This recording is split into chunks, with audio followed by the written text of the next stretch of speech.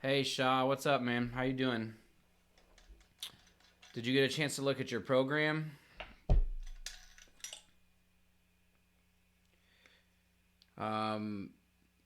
Whoa, that's dirty. We'll talk about it tomorrow, but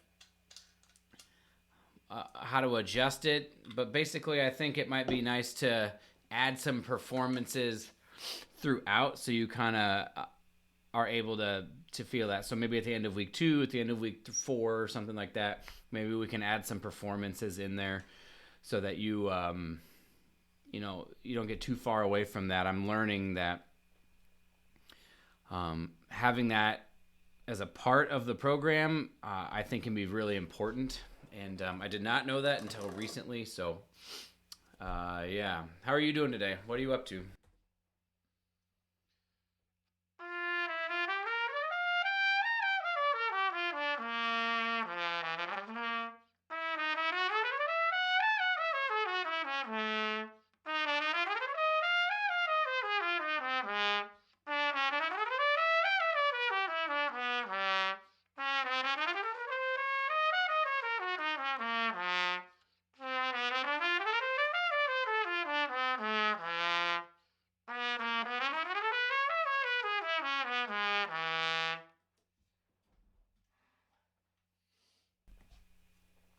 Yeah, so ideally speaking, like I said, the program ends early. The program ends towards the end of January, which means that you'll have like a week or 2 or 3, depending on depending on when the audition is, where you could schedule a lot of performances with a pianist if you could do that.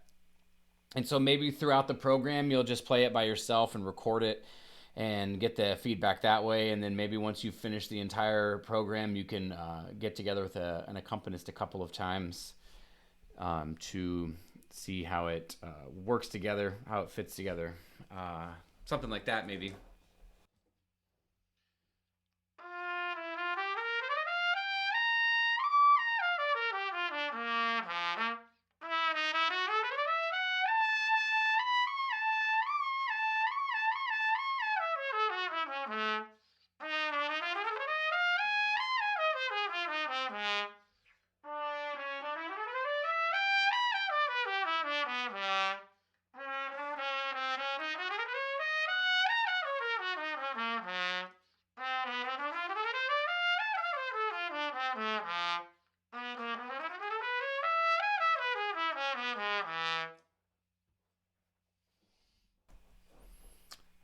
Awesome.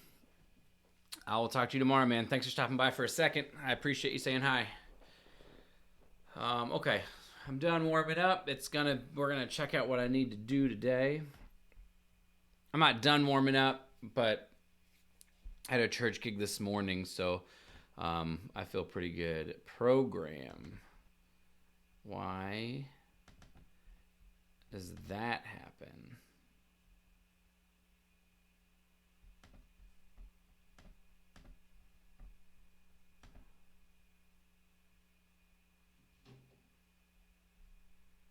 Where is it?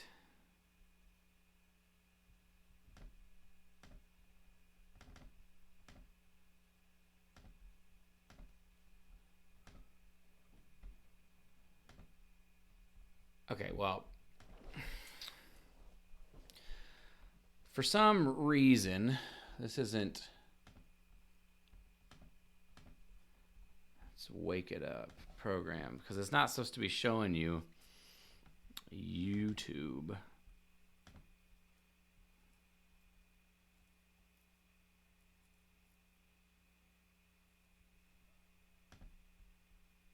Not that. There it is. Okay, so where are we? This is week 2 right here. So I'm going to do the 1 minute drill at 77 beats per minute.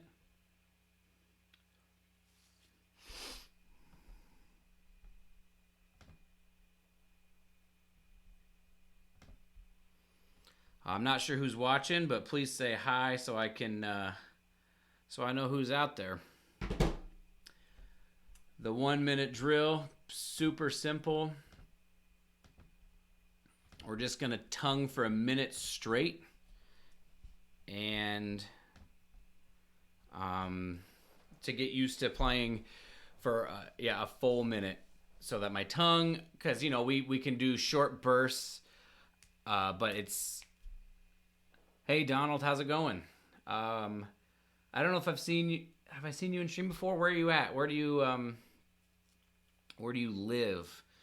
I'm doing this exercise here. I need to be able to tongue faster for a longer period of time, and so this is just designed for me to tongue for a minute straight, so I can get used to that. So at 77 beats per minute, here we go.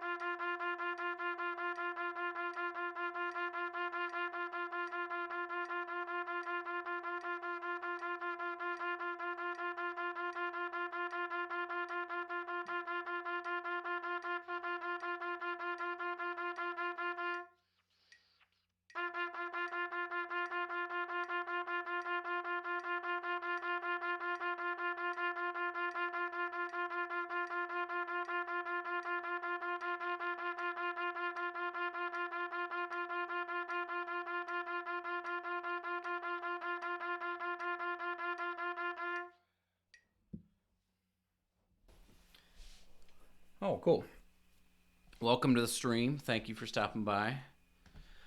If you have any questions about anything I'm doing, please let me know.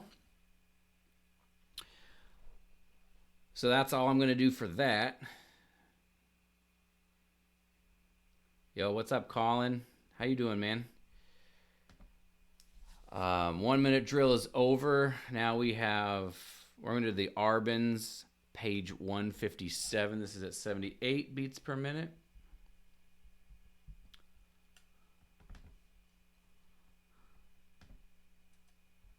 Get this full screen. Number 11 down there on the bottom. Probably going to do this 2 or 3 times.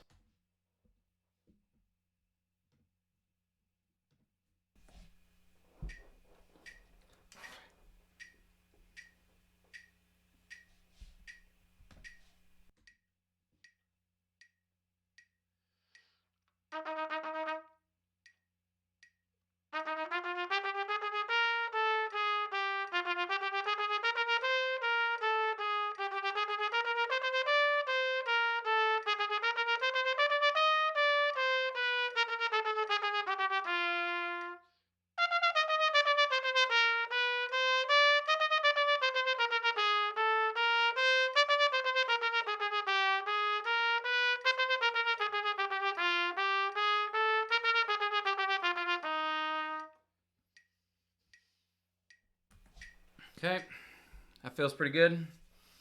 No problem. I'm really trying to think air forward. A lot of times I think we think multiple tonguing.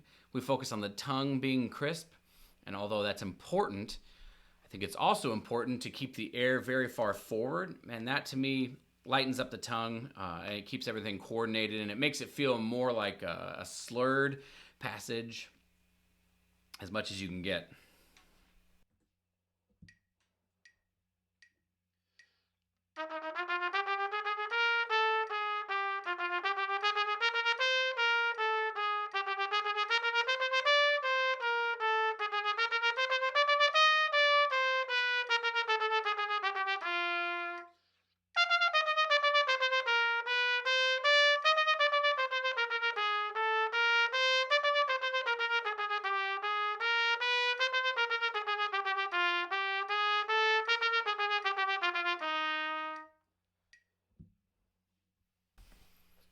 So just aiming for consistency, trying to make it exactly the same.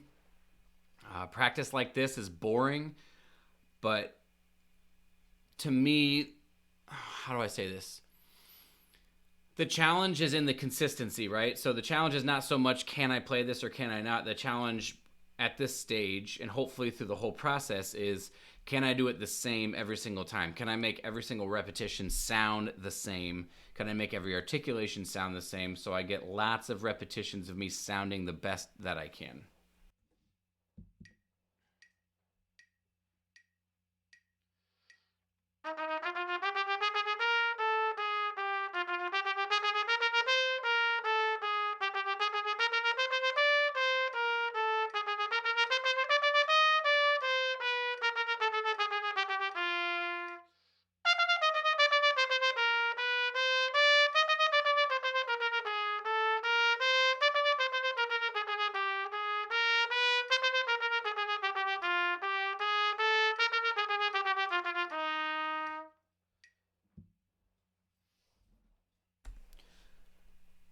I don't really think I need to do that again. We're going to do the sax stuff now. That is at 48 beats per minute. And on this page here. All right, so I'll probably do this obviously at least one time, if not more.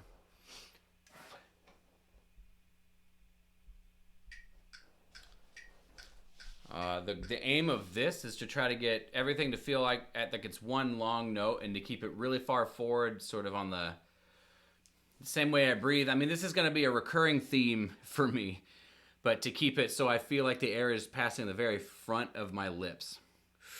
And then I feel that I have more control rather than when it's back here. And it feels a bit like you're in survival mode. This way, I feel like you're sort of in control. So I'm really just aiming to focus on air forward and air consistency.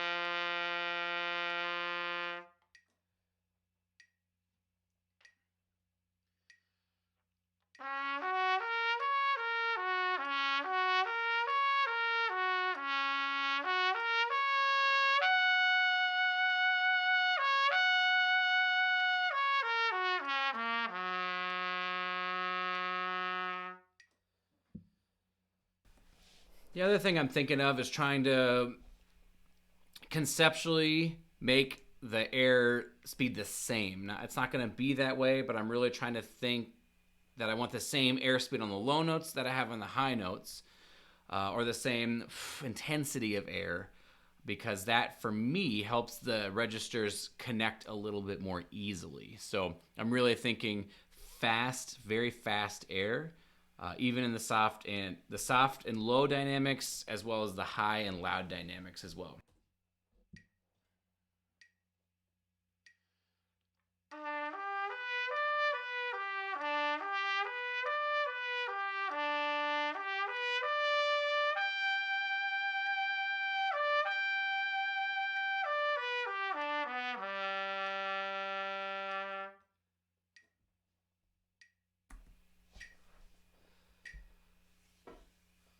Donald Not very often, because I play C trumpet in the orchestra all the time, and so I don't feel I need to get extra work in.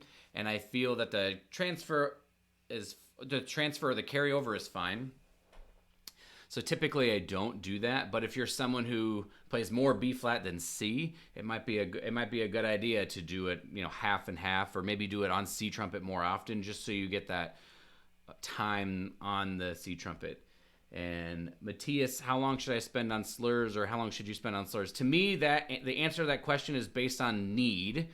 So if you're someone who struggles with lip slurs, I would say, um, you know, more time. That being said, I believe something like lip slurs benefits from more times per week, so maybe every day for 10 or 15 minutes, rather than trying to hammer it out for 30, 45 minutes or something crazy like that. I used to do it that way. I used to just sort of exhaust it, but I find that 10 to 15 minutes of really intense focused work is more than sufficient. And if you're ingraining proper habits, it is enough. And so I think not just thinking how much time should I spend, but what the quality of the playing is in that time, I think is a very important thing to consider as well. If that doesn't make sense, keep asking questions so I can answer it better for you. Like I said, if it doesn't make sense.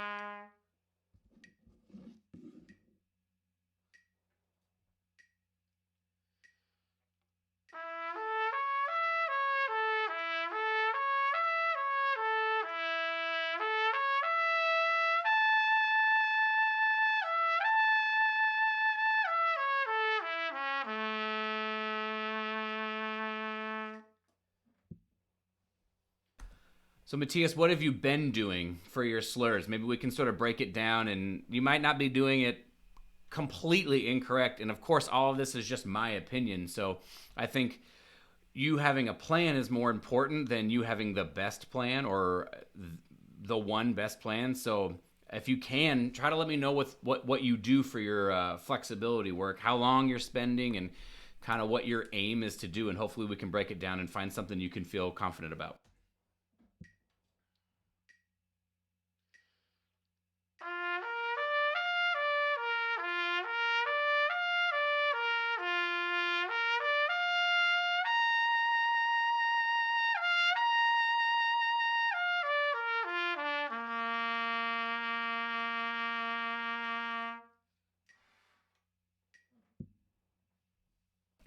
So I'm just going to plan on repeating that again. But maybe this time, because that felt good, maybe I'll do one loudly and one softly. This is a way you can add difficulty without just repeating it over and over and over again. As if you have an exercise that feels easy, but you want to keep doing that exercise, you can add in volume to increase the difficulty of the exercise, or add a variable to the exercise and make it so it's still difficult for you and you're not just wasting your time.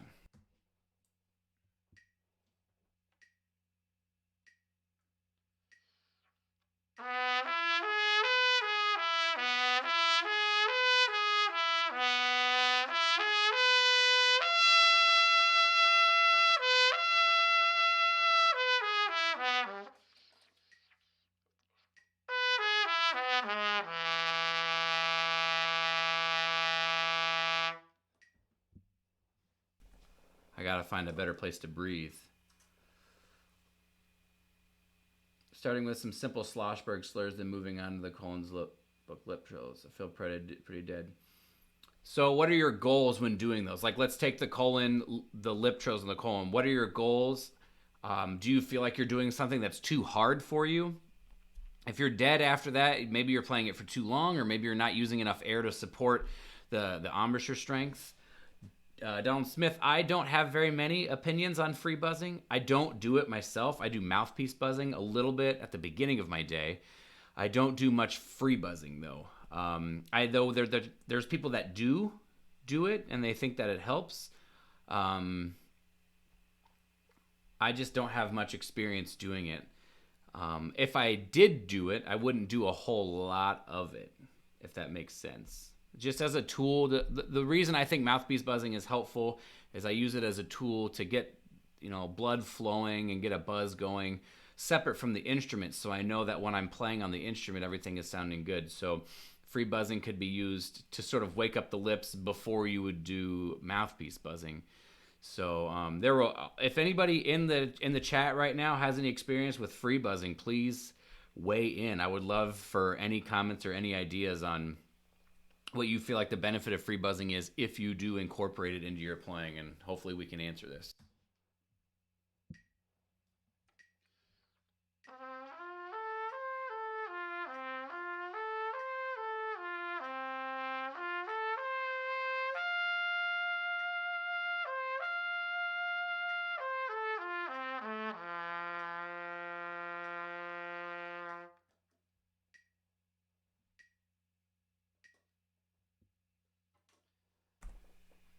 So, do you feel like you're getting better, Matthias? Do you feel like you're getting better at this?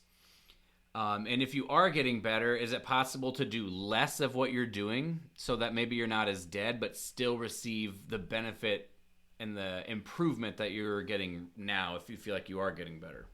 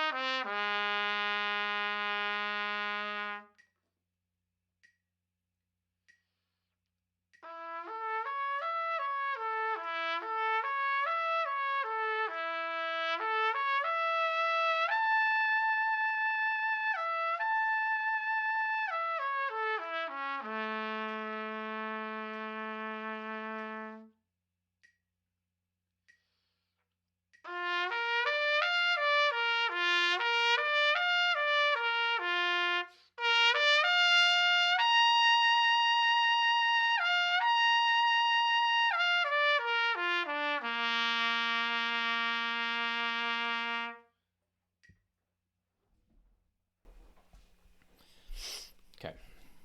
I think I'm supposed to do a piccolo warm up today. I'm actually not gonna do that, and the reason why is I played a whole bunch of piccolo this morning for my gig, and that sufficed. So the only reason that piccolo warm up is on my routine is because I just want to get it in. I don't want to. I have a tendency to let piccolo go for months when I have a tendency to let it go for months if I don't have to play it. And so this is just a way to keep me honest with making sure. The same thing with the rotary. I got it, and after I finished the Chicago Symphony audition, it's just sat in my closet for a while. So I want to make sure that I get, I play it and I get better at it and stuff like that. So how does my daily routine compare from when you were undergrad to now? So when I was an undergrad, my routines were decided for me by a teacher, obviously, and I think I was doing more. I was playing a lot more. I was doing like Ray Mace's routine. There's a Rav routine, which I think is Roger Voisin, I think. There were other routines that I did. And I mean, something like the Mace routine is awesome, right? Because it just covers a lot of the bases. But what I'm trying to do with this spreadsheet, so Matthias, yeah, that. All right, let's just do it. Let's just go over it. So this spreadsheet right here is my routine, right? So up here, I have my things that I want to cover in my routine, at least for the next 2 months. This is an 8-week program. And so, yeah, for the next 2 months, I'm working on these things. And then so you can see this says rotary here, right? And then that rotary goes here. Articulation goes here, articulation. Multiple tonguing, low register, low register. So then for rotary, I would like to play the rotary 4 times per week. And so I assigned myself these things to play on the rotary. I assigned scales because I struggle with playing the rotary in tune because I do not know where the tendencies are. I assigned myself Arbin page 95, number 9, which is just another easy thing. So not easy, but diatonic thing for the same exact reason. And then flow studies because I just am comfortable with those. And so I just want to play some music, and Poders because they're sort of technical meat and potatoes that I like.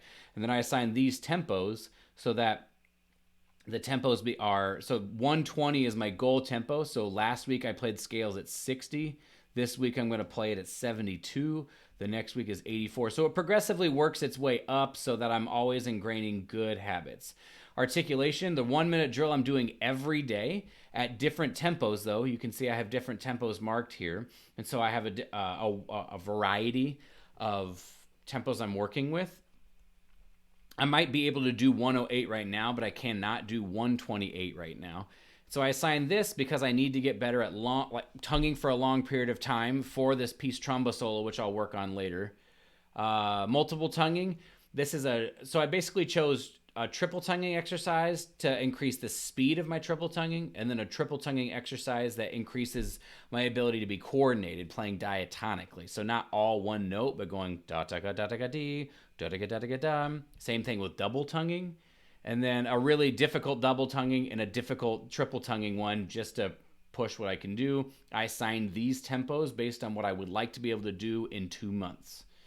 Low register, I would like to play 4 times a week. I assigned these things.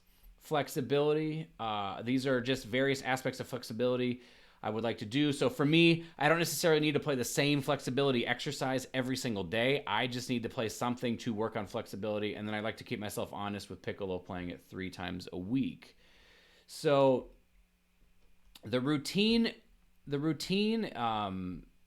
for me, the thing I like about this particular routine is I can adjust it for what my needs are right now. And that's the only thing I don't like about other routines, is although they are comprehensive and they cover a lot about the trumpet, there are things that I think we should prioritize. There are certain skills that we can do well right now and certain skills that we don't do well right now. And if we focus solely on the skill, if we do this comprehensive routine, that we might waste our time working on things we already do well and not spending all of our time working on things that we struggle with. So Donald and Matthias, if that does not answer your question, let me know. But that's sort of a look at how I'm approaching this now as opposed to when I was an undergrad. Again, like, I'm making my own decisions now. I'm 31 years old. I'm out on my own, principal trumpet of Alabama Symphony. Like, I need to make my own way, right? So when you have a teacher when you're young, you'll do what the teacher says because they know more than you do. And I just think this is a nice tool because we can use all of the method books and we can bring them together to serve what we need right now. So I'm going to play a couple scales and then I'll be back to answer any more questions if there are any.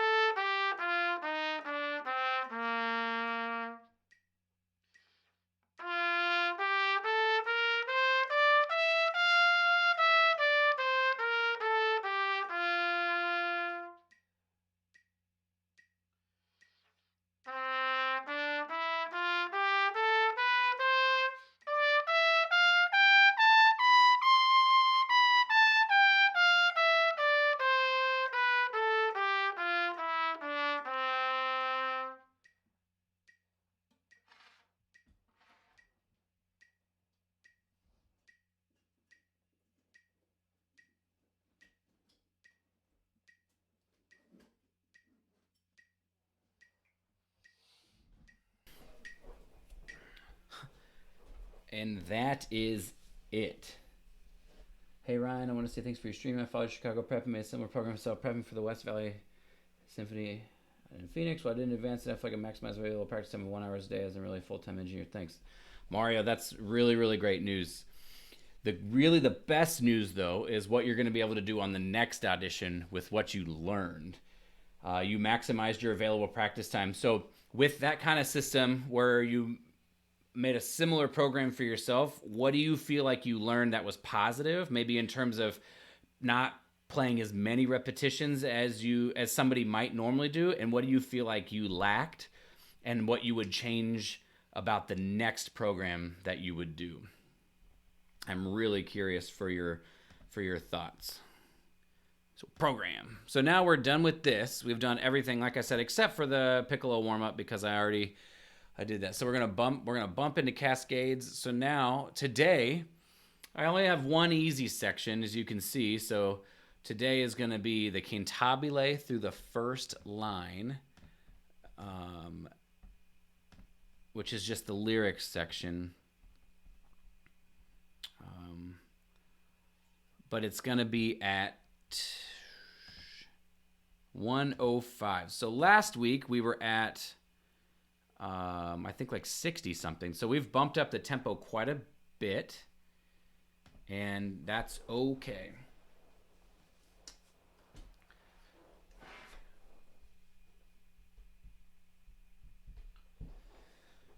So these are my fast repetitions for this week. They are designed for me to feel out faster tempos. It's okay with me if they're not 100% perfect.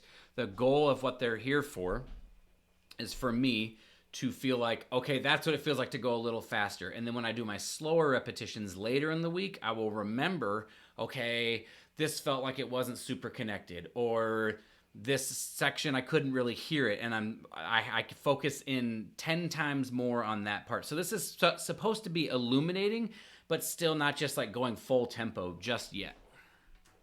Here's the first repetition.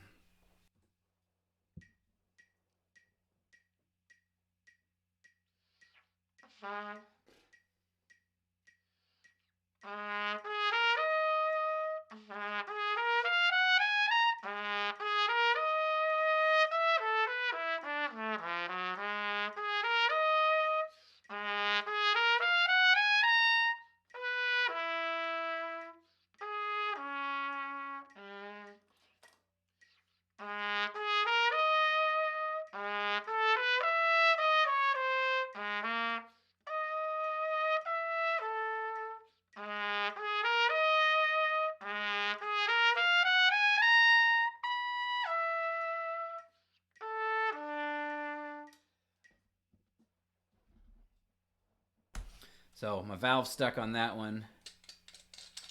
All right, Matthias. Absolutely. If you have any more questions, I'll be around 5 times a week. So follow me on Instagram and stuff like that to make sure you know when we're going live. So I appreciate you stopping by. Hope you have a good day.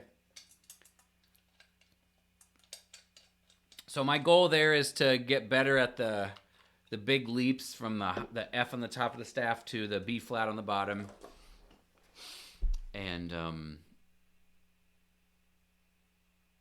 maybe exaggerate the dynamics just a little bit more. Here's time number 2.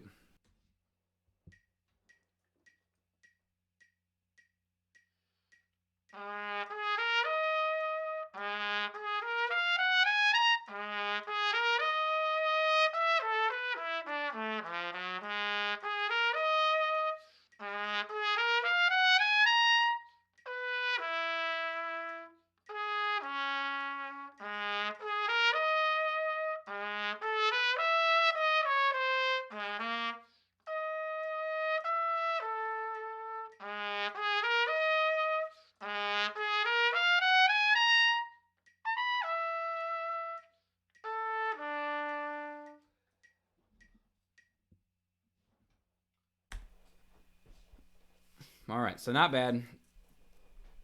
Again, I've already ran this piece. Also, to anybody who's watching that hasn't watched the stream before, let me know that you're here. If you have watched the stream before but you haven't said hi yet, let me know you're here.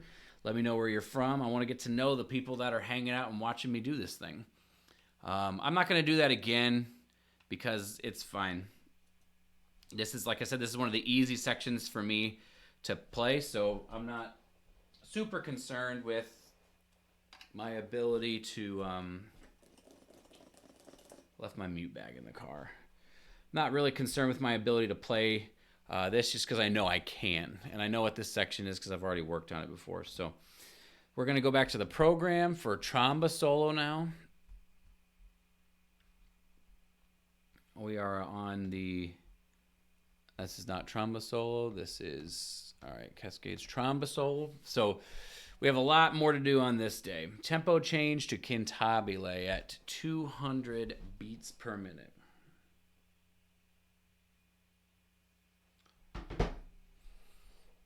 Okay.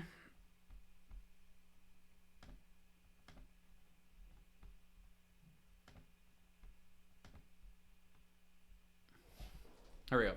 So tempo change to cantabile is down here.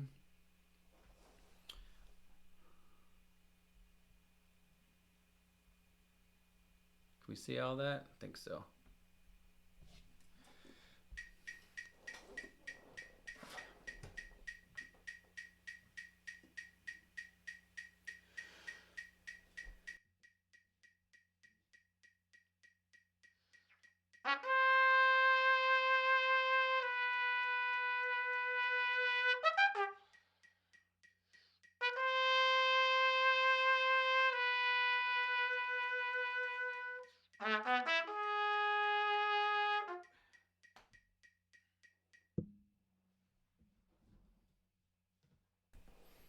That can't be right.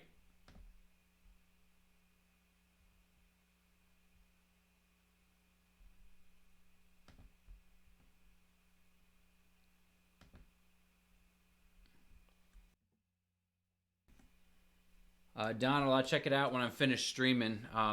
Yeah, I'm happy to help you or happy to help anyone in any way that I can.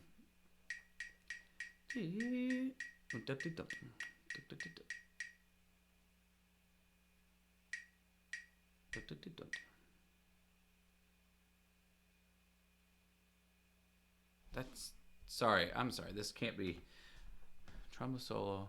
Oh, I'm looking at the last week. Ah, so I was looking at the very last week. This is supposed to be at 160. I was wondering why it was so fast.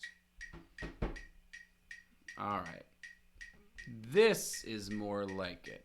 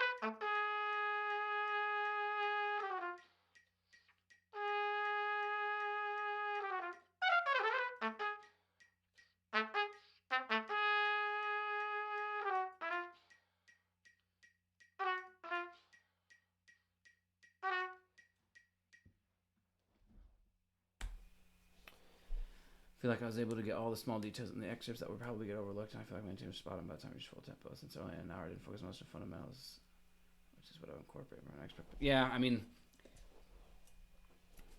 yeah, it just takes time to do a program like this. I'm on 45 minutes or whatever, and when you're just low on time, totally. So the way I would go about doing what you have and what your issues, or not your issues, but your situation, your unique situation is, I would try to schedule, if the depending on how big the list is, I would try to schedule it so maybe I was playing the excerpts 4 times a week, and then doing some fundamentals, or maybe 5 times a week and doing some fundamentals, and then having 1 or 2 days where I do a bunch of fundamentals to sort of catch up, if that's a way to think about it.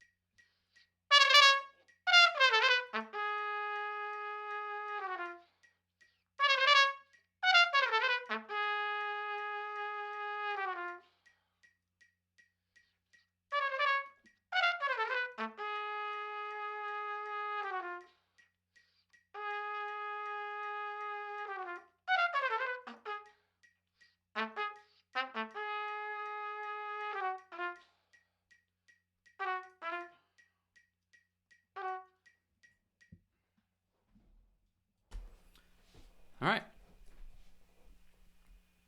Next thing on the program is page 4 to Dolce. All right. So I normally am going to use my. Oh, this is at 160. All right, already there. Normally I would use my metal mute, my Trump Core metal mute, but I left my mute bag in my car. Not sure if that happens to anybody else when you're practicing. You're like, oh, I left it at the hall, or I left it at school, or I left it, but I got to use this Bach mute, which is fine. All right, here's time number 1.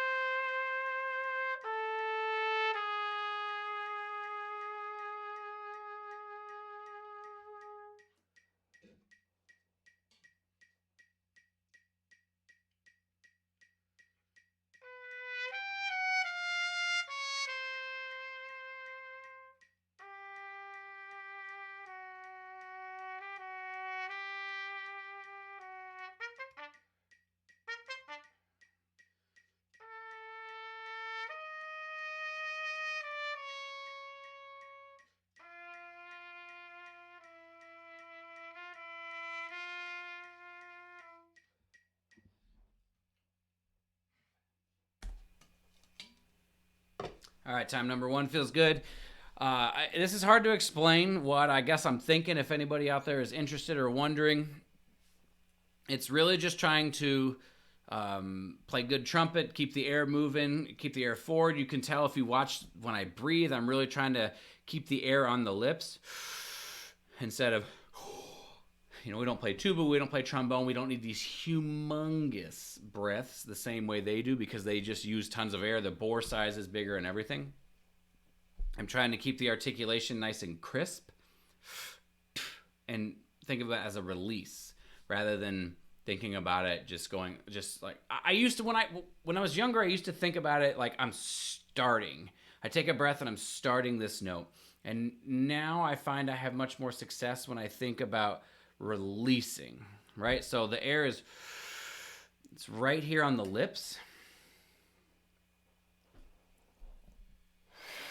instead of.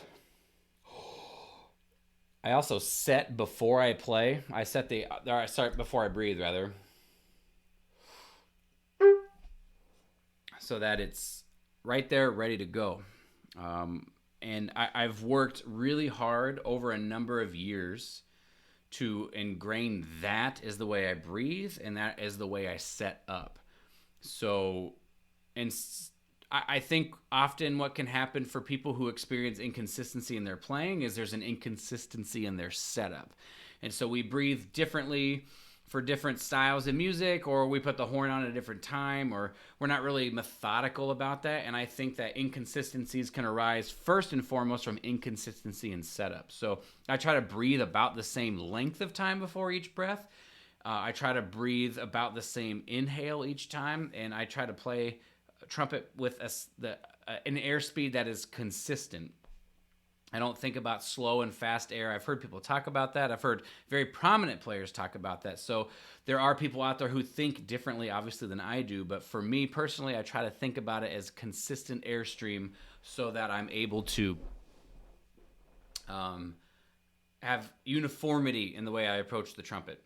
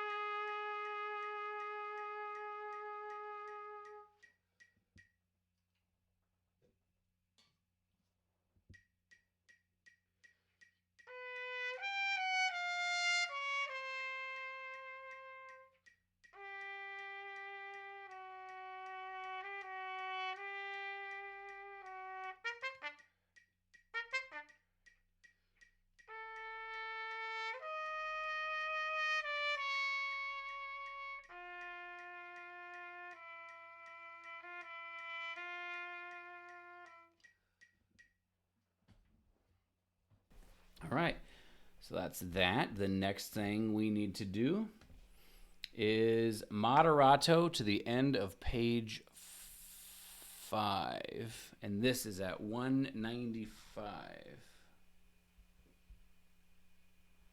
Okay. Scene.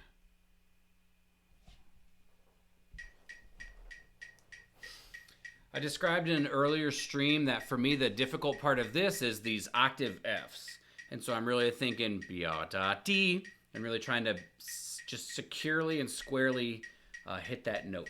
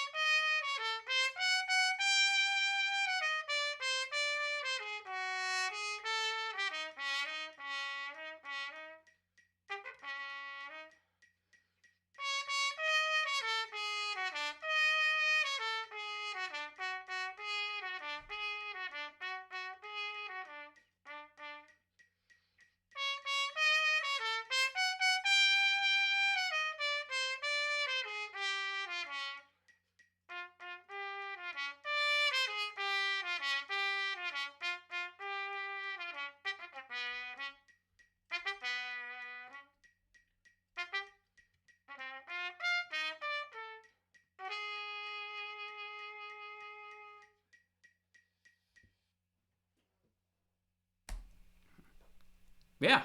So for those that have just joined us, if there are new people, let me know. Say hi. Let me know that you're here. Let me know where you're from. It's pretty crazy to me. I've had people from Canada, people from all like around the U.S. Watching. It's just crazy to me that this is possible. So let me know what's up. Let me know you're here. This section, it feels pretty good actually. I'm at 80% tempo right now, total, and so we're not that far away from. Hang on, just a second. Hang on. So I'm streaming right now, guys, and so if you're gonna play here, you gotta be quiet, which is okay. But if you wanna go downstairs or upstairs, you can make more noise. But out here, just for a little bit longer, okay? Thanks. My children just got home. All right. So I'm at 80%. So we jumped up from 50 to 80, and so it feels a little fast, but that's all right. It's supposed to.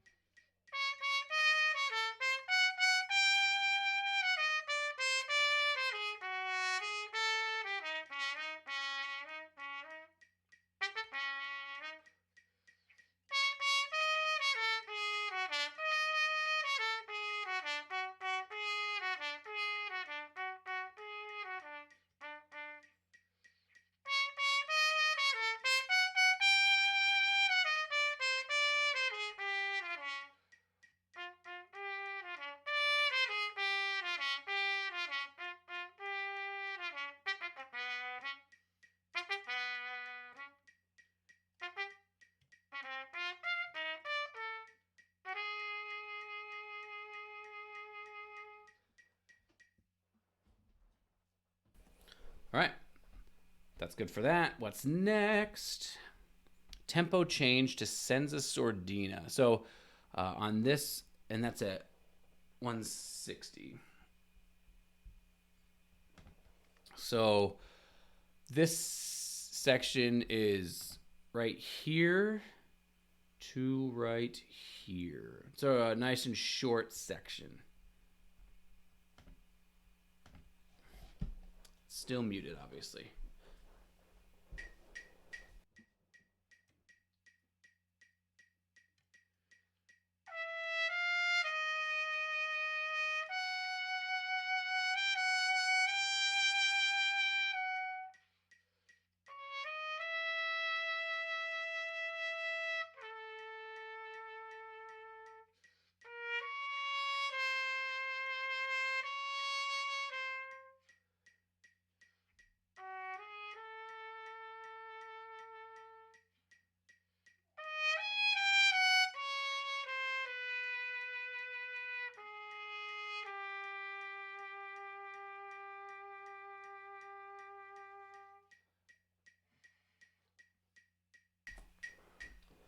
All right, so we'll have to go one more time. But it feels pretty good. For this section, I'm just trying to maintain intensity of sound and trying to make a difference between the meno mosso. I'm just playing in time right now. I don't think it's going to be hard to play that a little bit slower, but I'm trying to make a nice color difference between kind of an intense color where the forte is, and then the meno mosso mezzo forte trying to back off in intensity so that I can make this color change nicely. And then you sort of have this sighing character, I guess, right before the mute change. And so we want to kind of, this is sort of like we're working our way back into the non-muted stuff.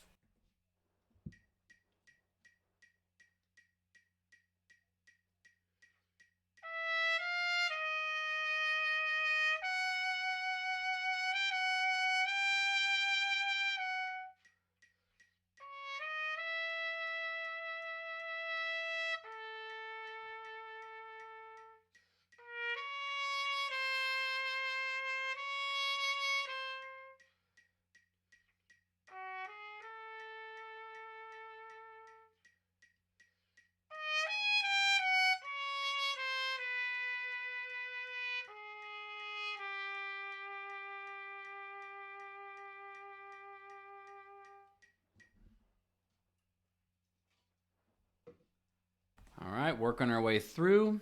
If you're somebody who's thinking about doing these programs, please contact me. You can find me on Instagram. You can find me at my website. It's scrolling on the bottom. It's in the description down below. I've had people ask me about these programs and ask me about the tempos and if it's too slow and what do you do. And essentially, the best thing to do, can tabulate to the end of page 3. The best thing to do is just rest, you know? The point of playing slow to me is not so much about trying to get some sort of endurance.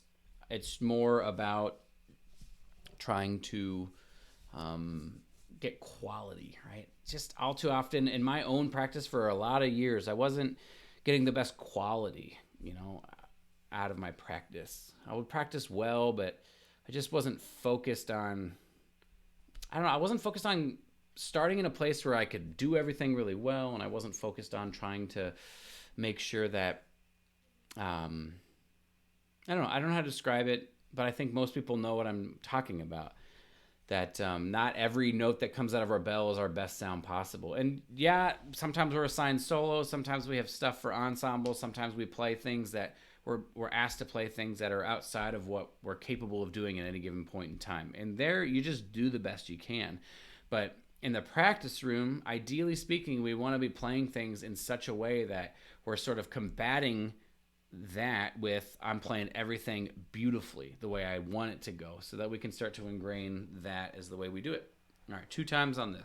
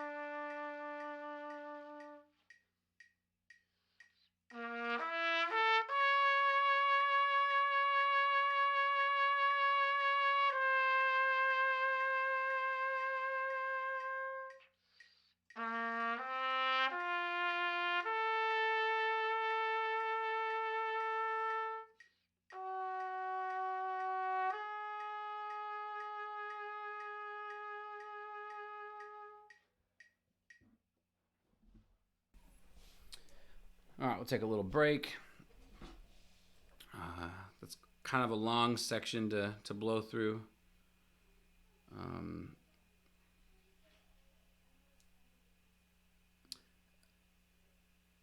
Donald, I don't know if you're still here, but it doesn't look like I have a message from you on Instagram. Did you send it to Ryan Beach Trumpet?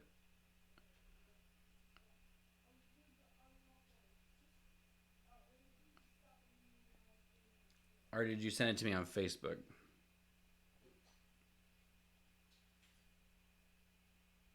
Nope. Yeah, Donald, if you're still here, I did not get a message from you on Instagram. So maybe resend it or check if it did send. All right, let's do it again.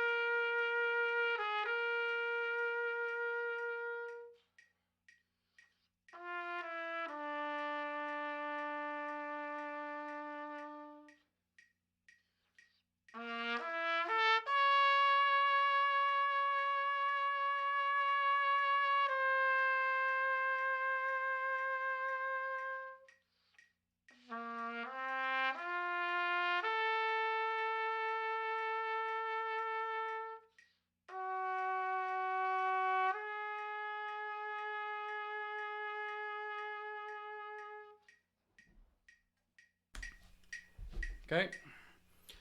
What do we have next? So, yeah, with that section, it's interesting. To me, it's interesting because um, it's just not a lot going on. It says cantabile, but it's kind of weird sounding. And I think it's just the music of this is where it just keeps coming at you, just keeps coming at you. There's a little bit of variety, a little bit of variation, right? But it just kind of keeps coming at you. And there's this piece is a lot about repetition, it seems like. And so I'm really trying to bring out these sighing figures and just sing to the maximum of my ability. So what do we have? What do we just do? So dolce to moderato.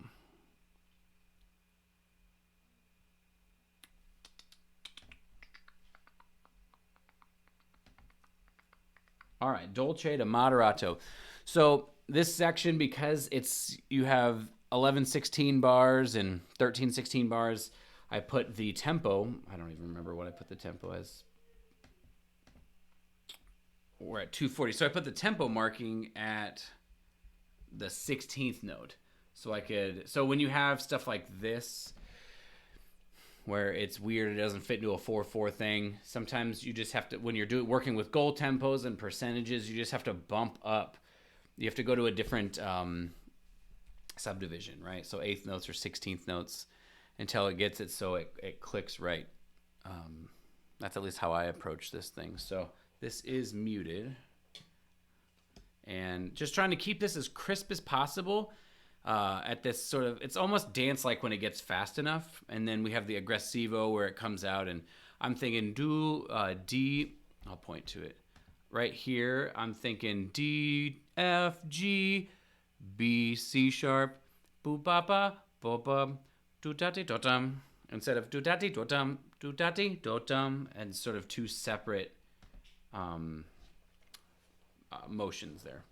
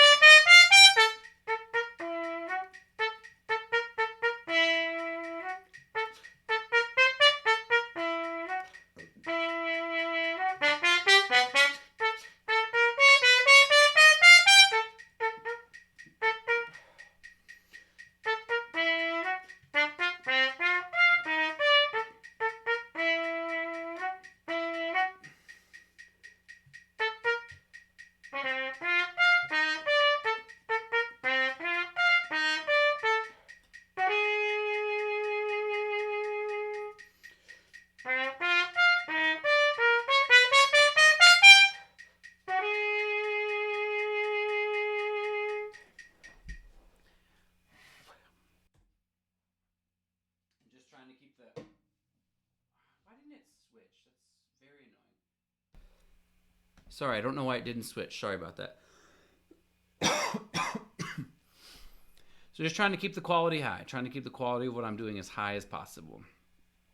Trying to keep, hear the notes. We got to give ourselves a chance to do that to the best of our ability. Got to give ourselves a chance to hear the notes, know where they center, know where they sit, feel the licks out and stuff like that. One more time through.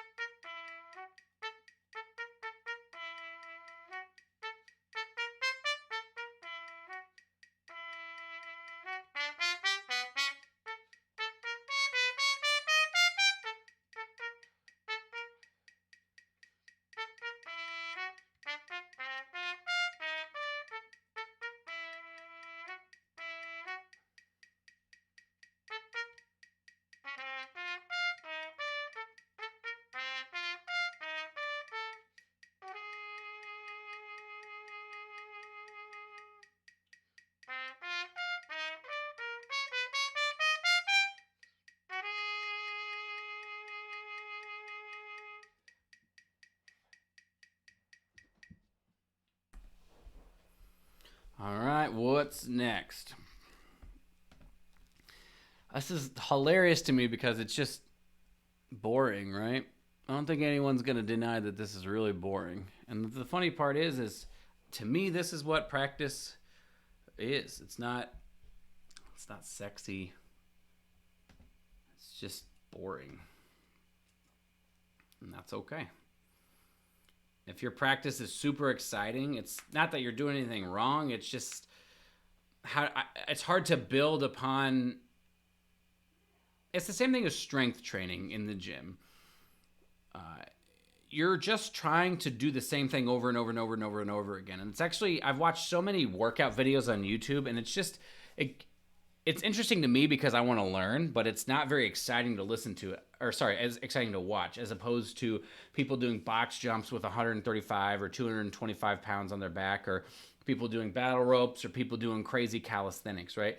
Just strength training, straight up strength training, where you're just trying to progress and slowly get stronger and slowly get better. Excuse me. That's just boring. And I think progressive practicing on the instrument is the same exact thing. But when somebody benches an insane amount of weight, or they hit a PR or something like that, then it becomes awesome and people pay attention. But what they're doing in the practice, or the gym, what we do in the practice room, that's what sets us up to be able to be successful in those scenarios where we need to rely on our preparation to help us be successful. And if we're not practicing and building and ingraining good habits, then when we're stressed and we need to rely on something good to come out of our instrument, it's hard to do that. There's a quote that Ed Cord, he used to teach trumpet at Indiana University. He told me when I played in Indianapolis, he said, when under stress, we regress. And what he means by that is we regress to our default level of playing, if that makes sense. So if my default is for my air not to move, it doesn't matter how many times I think I've done it.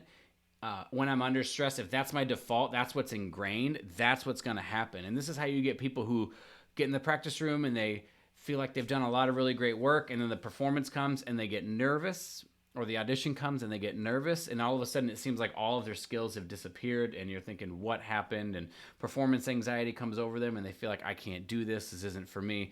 Well, it comes at, I think preparation is one of the biggest parts of that. And we just don't always talk about what does it mean to be really prepared.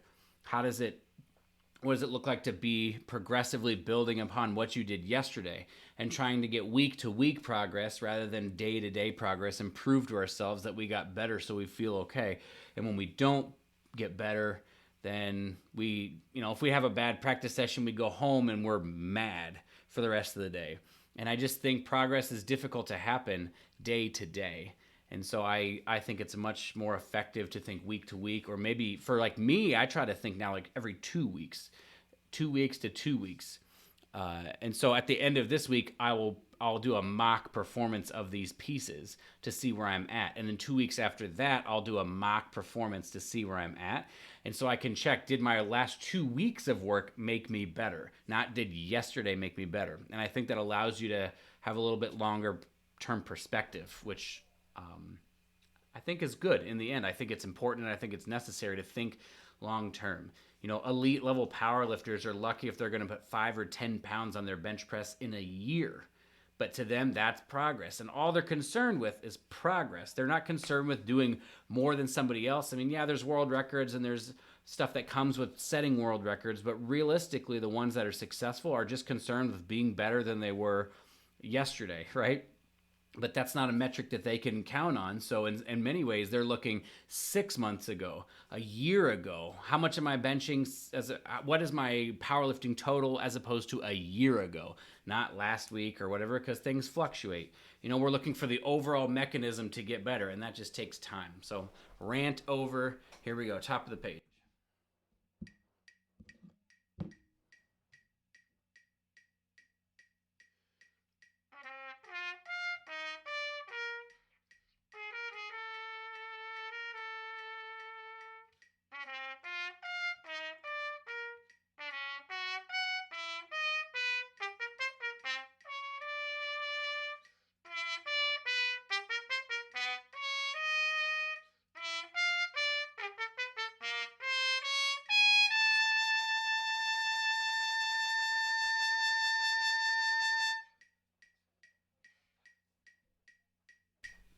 Just gonna get another one in real quick. I struggle a lot with the big leaps, so I'll point to them. I struggle a lot with da da da da ba da dee ba dee dee da da da da ba ba dee. Centering on this C, centering on that B, centering on that B flat. I struggle with.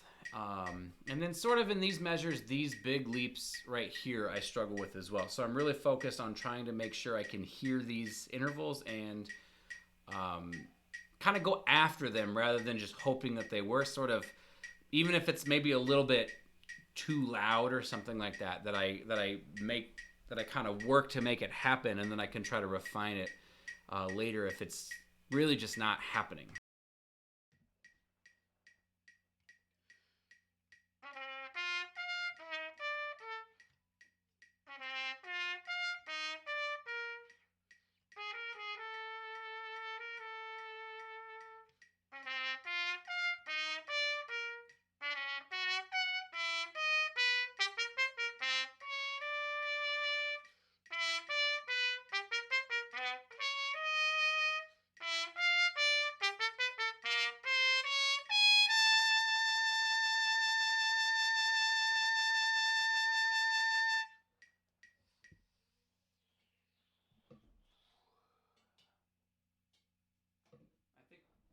I think my last section to do,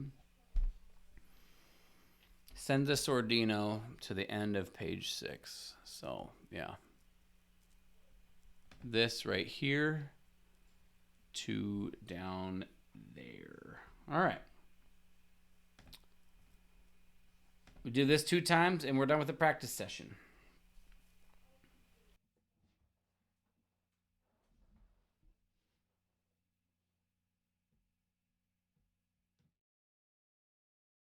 I forgot to check the tempo.